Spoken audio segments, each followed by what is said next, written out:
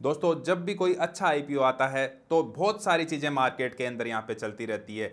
यहाँ पे जो ये चलने लग जाता है कि मार्केट के अंदर की स्टॉक का ग्रे मार्केट प्रीमियम क्या है, स्टॉक को कितने टाइम के लिए होल्ड करें, अगर आईपीओ में मिलता नहीं है तो कहाँ पे जो है अपन इसको बाई करें। बहुत सारे क्वेश्चंस जो है वो दिमाग में चलते रहते हैं। ये वीडियो आपको देखने के बाद केफिन का जो आईपीओ है उसका आईपीओ आपको डिटेल में समझा दूंगा। इसके अंदर वन बाय वन सारी चीजें यहां पे समझा दूंगा।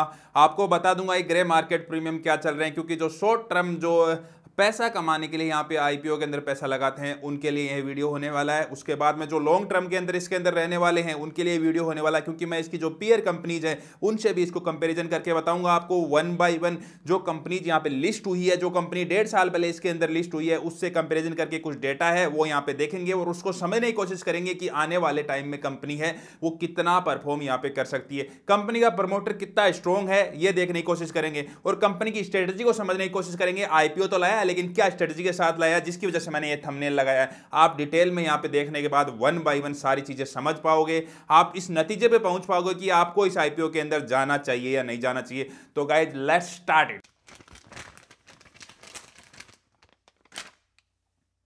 स्क्रीन पे अपन आ चुके हैं और अब देखते हैं कुछ इंपॉर्टेंट डेट्स। सबसे पहले ये नोट करनी जरूरी है, क्योंकि जब आईपीओ के लिए जा रहे हो तो आप डेट्स है उनके ऊपर जो है ये आपके लिए हथियार साबित होने वाली है।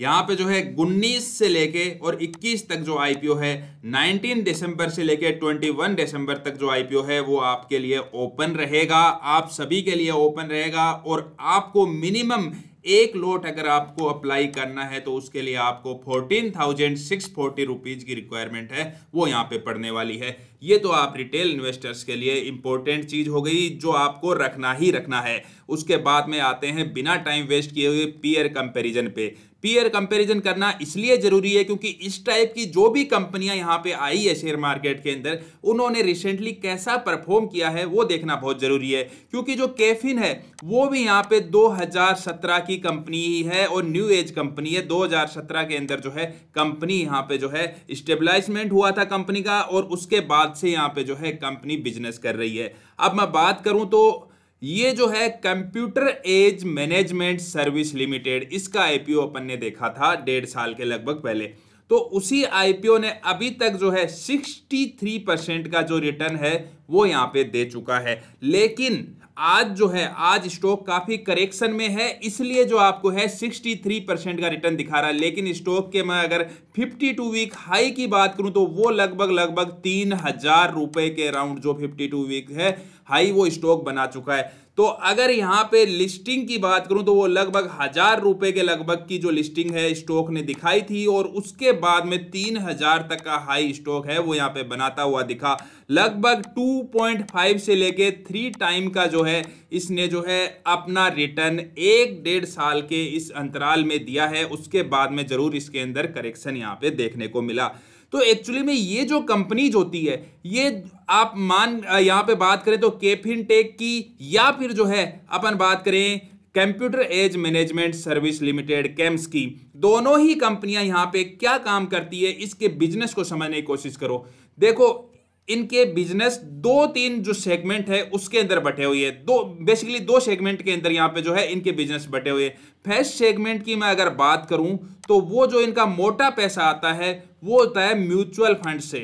जो भी म्यूचुअल फंड्स हैं उनसे यहाँ पे जो है इनका मोटा पैसा यहाँ पे आता है। मैं अगर बात करूं केफिन टेक की तो केफिन टेक के जो मेन क्लाइंट्स है वो है Axis mutual fund, Bank Muscat, Baroda mutual fund, Canara mutual fund, Edelweiss mutual fund, IDBI mutual fund, जो बड़े बड़े नाम है, जेएम फाइनेंशियल्स, ये सारे जो है इनके क्लाइंट्स हैं जिनका ये जो है रिकॉर्ड है वो यहाँ पे देखती है। उनके जो है क्लाइंट्स है उनका डेटा यहाँ पे मैनेज करती है, उनका जो डिपॉजिटरी में जो डेटा होता है उसको मैनेज करती है, उनका जो ब्रोकरेज है उसको मैनेज करती है। ये जो क्लाइंट्स का ब्रोकरेज, ये सारा जो मैनेजमेंट का काम है बेसिकली ये कंपनी यहाँ पे करती है। तो आप समझ गए होंगे कि जो एक पहला काम है, पहला सेगमेंट है वो इस टाइप की कंपनी का है, वो क्या होता है जहां से इनको मेनली बिजनेस यहाँ पे मिलता है।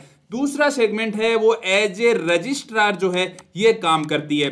मतलब जो नई कंपनियां यहाँ पे मार्केट के अंदर आ रही है या फिर आएंगी, जो आईपीओ के थ्रू आ रही है, जो अपना एफपीओ लेके आ रही है, इस टाइप के जो भी कंपनियां राइट इश्यू लेके आ रही है, तो इन कंपनियों का भी जो डेटा है वो जो मैनेज करने का काम है वो यहाँ पे इस टाइप की न्यू एज कंपनीज है वो यहाँ पे करती है। और इसके अंदर जो कंपटीशन है, कंपटीशन बहुत ही कम है, क्योंकि जो मेन लीडर है इसमें मार्केट के अंदर वो केम्स को मान लो यहाँ पे, या फिर जो है के फिनटेक को जो है यहाँ पे मान सकते हैं। ये 2-3 प्लेयर ही ऐसे हैं जो मार्केट के अंदर बहुत शानदार यहाँ पे काम कर रहे हैं और लीडर बने हुए हैं अपने इसके अंदर। और कंपनी का जो प्रमोटर की मैं बात करूं तो वो general Antarctic Singapore fund private limited जो है वो इसके प्रमोटर हैं। और अगर इसकी मैं बात करूं, इस प्रमोटर कंपनी की बात करूं, तो इसका पोर्टफोलियो अगर आप देखोगे तो इसका पोर्टफोलियो बहुत ही बड़ा है। इसके अंदर बड़ी बड़ी कंपनीज जो है वो जो इंडिया में काम कर रही है वो भी जो है इसके क्लाइंट्स हैं, इसके जो शेयर होल्डिंग है उनके अंदर है। जैसे एको इंश्योरेंस की मैं बात करूं तो वो भी जो है इसी general Antarctic Singapore fund private limited की जो है ये चाइल्ड कंपनी है, ऐसा यहाँ पे जो है देखने को मिला है। तो एक बहुत ही बड़ा और स्ट्रॉन्ग प्रमोटर है वो इस जो आईपीओ आ रहा है इसका है और बना हुआ है। अब यहाँ पे बात करते हैं जो सबसे मेन चीज है, वो जो आपने थंबनेल के अंदर भी देखा होगा, मैंने यहाँ पे कुछ कंपैरिजन किया है जो आपको बहुत ही काम आएगा। यहाँ पे देखने आपको समझने की कोशिश करनी पड़ेगी ये परफॉर्मेंस के हिसाब से भी ये कितना जो है इन्होंने एक सही चीज की है। लेकिन हो सकता है रिटेलर्स को इससे थोड़ा सा नुकसान जो है होता हुआ दिखे, लेकिन कंपनी के स्टॉक में परफॉर्मेंस के हिसाब से ये जो चीज है ये डेफिनेटली इन्होंने सोच समझ के ही यहाँ पे जो डिसीजन है वो यहाँ पे लिया है। आप समझने की यहाँ पे कोशिश करना। पहली चीज है, मैंने दोनों केम्स का जो आईपीओ आया था उससे ही इसको कंपैरिजन किया है। तो यहां पे आप देख सकते हो ये जो केम्स है उसने जो अपना अलॉटमेंट के लिए जो पैटर्न रखा था उसके अंदर जो रिटेल इन्वेस्टर्स के लिए जो रखा था वो था 35% का जो पैटर्न है वो यहाँ पे अलॉट करने के लिए यहाँ पे रखा था। 35% जो है टोटल जो इक्विटी सेल कर रहे थे आईपीओ के थ्रू उसमें से 35% अलॉट किया था रिटेल इन्वेस्टर्स के लिए। लेकिन यहाँ पे जो डेटा निकल के आया है, जो डेटा निकल के आया है के फिनटेक की तरफ से, के फिनटेक की तरफ से जो डेटा निकल के आया है उसके अंदर आप देख सकते हो क्लियरली जो रिटेल के लिए जो अलॉटमेंट है वो 10% से भी कम है। तो यहाँ पे कंपनी ने बहुत ही सोच समझ के यहाँ पे जो है ये डिसीजन लिया है, क्योंकि मार्केट जो है वो ऑल टाइम हाई पे है। तो अब कंपनी को पता है रिटेलर जो जनरली आता है वो यहाँ पे आता है प्रॉफिट बुकिंग के लिए, वो आईपीओ के अंदर अप्लाई करेगा और उसको जैसे ही प्रीमियम मिलेगा, जैसे ही उसको प्रीमियम मिलेगा या तो वो पूरा प्रीमियम बेच देगा या पूरा का पूरा आईपीओ है उसी को ही यहाँ पे जो है सेल कर देगा। तो ये चीज है जिसकी वजह से जो है इन्होंने ये सोच समझ के इन्होंने मात्र जो है टोटल इश्यू साइज का 10% ही जो है रिटेलर्स के लिए यहाँ पे रखा है। तो इससे क्या होगा, इससे कंपनी के अंदर जो इंस्टेंट डंप आता है वो यहाँ पे आने के चांसेस यहाँ पे कम रहेंगे, जो एक पॉजिटिव बात है। लेकिन रिटेलर के लिए एक नेगेटिव बात है, क्योंकि ऑब्वियस सी बात है यहाँ पे जो उसके चांसेस थे, जो उसके अलॉटमेंट चांसेस थे वो यहाँ पे डिक्रीज हो जाएंगे। एक तो आपका जो है 35% का टोटल में से जो इक्विटी है आपको मिलती है और एक ओनली 10% ही यहाँ पे मिल रही है, तो चांसेस है वो यहाँ पे आपके घट जाएंगे। इसलिए रिटेलर्स के साथ इतने अच्छे आईपीओ के अंदर एक धोखा होता हुआ यहाँ पे दिखा। उसके बाद में अपन जो है बात करते हैं कंपनी के फाइनेंशियल्स की। ऑब्वियसली यहाँ पे मैं आपके लिए आईपीओ लेके आया हूं तो यहाँ पे फाइनेंशियल्स हैं वो बहुत ही यहाँ पे कंपनी के शानदार है। बस आप एक चीज जो है वो यहाँ पे देखने की कोशिश कीजिए जिससे आपको समझ में आ जाएगा ये कंपनी है वो कैसे काम कर रही है। टोटल जो बोरोविंग वाला कॉलम देखोगे, आईपीओ ला रही है उस टाइम देखो इसकी बोरोविंग, उस टाइम मात्र 126 करोड़ की टोटल बोरोविंग बची है। और जब आईपीओ नहीं लाई थी 2019 में तब इसका जो टोटल बोरोविंग थी वो 400 करोड़ से भी ज्यादा थी। वो घटाते घटाते घटाते यहाँ पे डिक्रीज कर दी गई कंपनी और आज जो है एकदम कम बोरोइंग बची, एकदम नाम मात्र जो इनके इसके ऊपर लोन बचा है, उसके बाद में जो है ये कंपनी अपना आईपीओ ला रही है। तो ये चीज है, इसके फाइनेंशियल्स कितने स्ट्रोंग है, कितना जो कंपनी ने यहाँ पे पिछले 2-3 साल के अंदर स्ट्रांगली काम किया है वो यहाँ पे आप समझ सकते हो।